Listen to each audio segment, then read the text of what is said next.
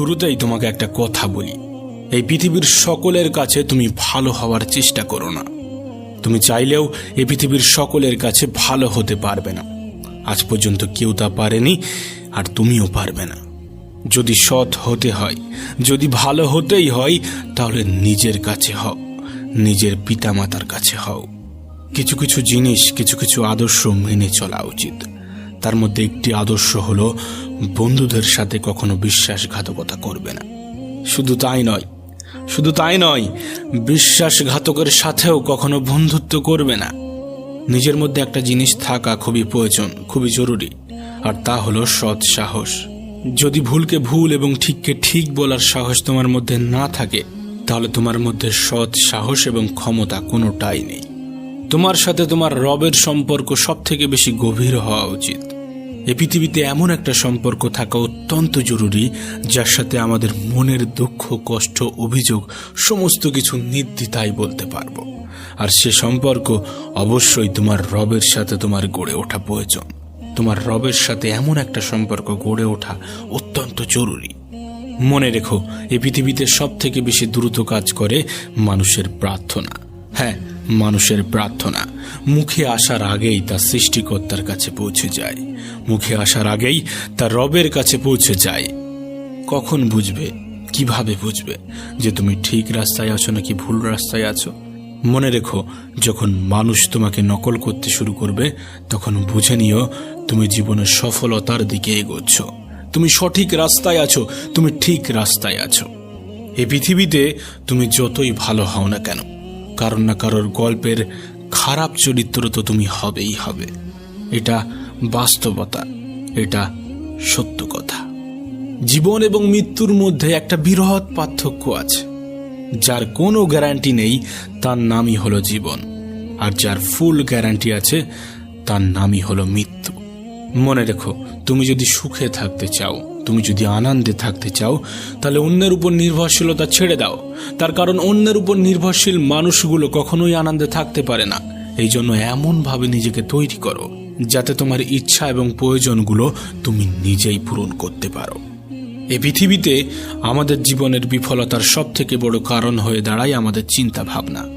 আমরা মনে করি কাল থেকে শুরু করব, আজ নয় কাল থেকে স্টার্ট করব। মানুষের জীবনকে শেষ করে দেওয়ার জন্য এটাই যথেষ্ট। প্রিয় ভাই আমার, যদি তুমি সফল হতে চাও, তাহলে কাল নয়, আজ থেকে শুরু করতে হবে, এখন থেকে শুরু করতে হবে। আজ থেকে শুরু করব, এখন থেকে শুরু করব, এটা একজন সফল ব্যক্তির লক্ষণ। আর তুমি যদি সফলতা পেতে চাও, এ লক্ষণ তোমার মধ্যে ফুটিয়ে তুলতে হবে, এ লক্ষণ তোমার মধ্যে জাগিয়ে রাখতে হবে। একটা বইয়ের কাভার পেজ দেখে যেমন বইয়ের ভিতরে কি আছে তা জাজ করা উচিত নয়, ঠিক তেমনি মানুষের চেহারা দেখে সেই মানুষটাকে জাজ করা উচিত নয়। তার কারণ মনে রেখো, চেহারার তুলনায় বড় মুখোশ পৃথিবীতে আর কিছু নেই। মনে রেখো, নিজেকে সুখে রাখার দায়িত্বটা নিজেকেই নিতে হবে। হ্যাঁ, সবার থেকে পরামর্শ নিও, কিন্তু সেটাই করো যেটা তোমার মন তোমাকে নির্দেশ দেয়, সেটাই করো যেটা তোমার মন তোমাকে পরামর্শ দেয়। এ পৃথিবীতে সফল ব্যক্তিরা কখনো ভাগ্যের উপর নির্ভর করেনি। তাই তুমি যদি সফল হতে চাও, তাহলে ভাগ্যের উপর নয়, পরিশ্রমের উপর নির্ভর করতে শুরু করো। সেদিন দূরে নয় যেদিন তুমি সফলতার স্বাদ গ্রহণ করবে। শোনো প্রিয় ভাই আমার, যদি তুমি সত্যিটাকে সত্যি এবং মিথ্যাটাকে মিথ্যা বলার সাহস রাখো, তাহলে তোমার বন্ধুর সংখ্যা একটু কম এবং শত্রুর সংখ্যা একটু বেশি হবে। এটাই স্বাভাবিক, এটাই বাস্তব, এটাই সত্য।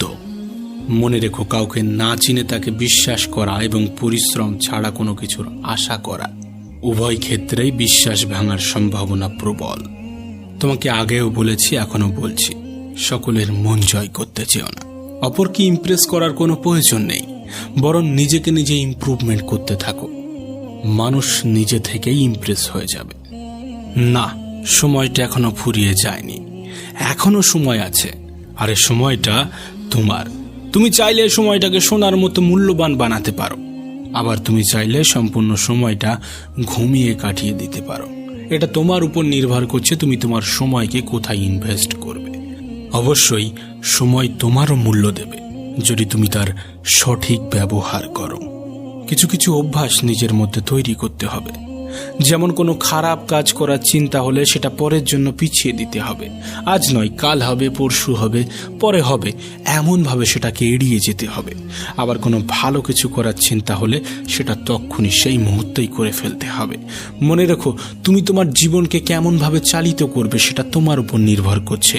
তুমি তোমার জীবনকে কেমনভাবে পরিচালনা করবে সেটা তোমার উপর নির্ভর করছে। আর এসবগুলোর উপরেই নির্ভর করে তোমার জীবনের সফলতা। মনে রেখো, তোমার জীবনের রিমোট কন্ট্রোল কিন্তু তোমার হাতেই আছে। উপরওয়ালার হাতে আছে, কিন্তু সেটা তিনি তোমার হাতেই দিয়ে রেখেছে। অনেক সময় পরাজয় স্বীকার করতে মন চাইবে, কিন্তু পরক্ষণে নিজেকেই নিজে মনে করিয়ে দিতে হবে অনেকগুলো মানুষকে এখনো ভুল প্রমাণ করতে বাকি আছে, অনেকগুলো মানুষকে এখনো জবাব দিতে বাকি আছে, অনেকগুলো মানুষের চিন্তা ভাবনা পরিবর্তন করতে বাকি আছে। এ পৃথিবীকে অনেক কিছু দেখানোর বাকি আছে। হ্যাঁ, নিজেকেই নিজে মোটিভেট করতে হবে।